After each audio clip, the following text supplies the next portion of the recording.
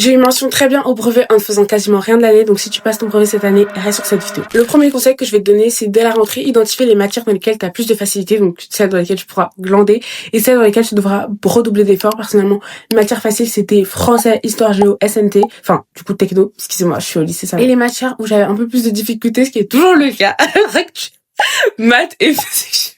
Aussi, deuxième conseil que je vais vous donner, c'est faire des annales tout au long de l'année, parce que j'ai fait que une semaine avant le brevet. Mais comme on dit, faites ce que je dis, mais pas ce que je fais. Faites des annales tout au long de l'année, ça vous permettra de comprendre à peu près ce qui vous est demandé lors du brevet. Troisième conseil, vraiment profitez parce que c'est votre dernière année un peu chill, parce que la seconde, c'est pas des lol. Écoutez pas les profs, ils sont en mode lycée, les profs, ils vont pas vous courir après, ils continuent encore à vous courir après. Je sais pas comment ça se passe en première, mais en tout cas, moi en seconde, toute l'année, on m'a couru après.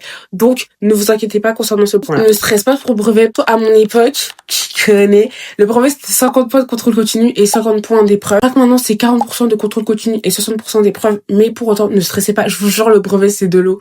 C'est de l'eau. En fait, j'ai révisé une semaine avant le brevet et j'ai eu la mention très bien. J'ai taffé toute l'année, donc j'avais déjà mon brevet, entre guillemets. J'avais 380 points sur 400, mais j'avais moins 20 points parce que je suis nulle en maths. Donc, choisissez bien votre stage de troisième. Si vous voulez, je vous ferai une vidéo sur comment choisir son stage de troisième. J'avais un bête de stage, donc j'ai grave kiffé mon stage, mais je sais que c'est pas le cas pour tout le monde.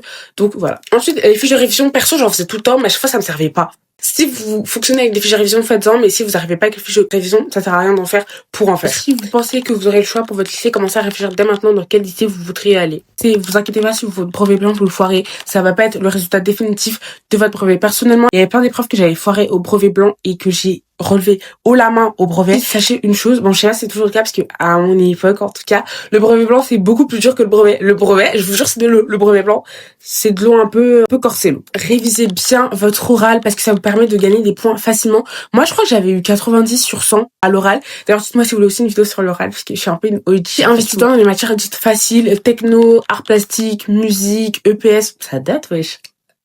C'est la meuf qui veut que prouver qu'elle a quitté le collège. Donc ça, c'est une matière où tu peux avoir des bêtes de moyenne faciles, parce que même si t'as 40% de contrôle continu, ça coûte quand même. Et voilà, c'est un peu tous les conseils que je pourrais vous donner pour avoir une bête d'année sans forcément travailler de ouf. Par contre, commencez pas à faire la débauche ou quoi, hein. Révisez, faites vos contrôles, etc. Bref, donc dites-moi si vous voulez une vidéo sur l'oral de stage et sur le stage. Je vous fais plein de bisous.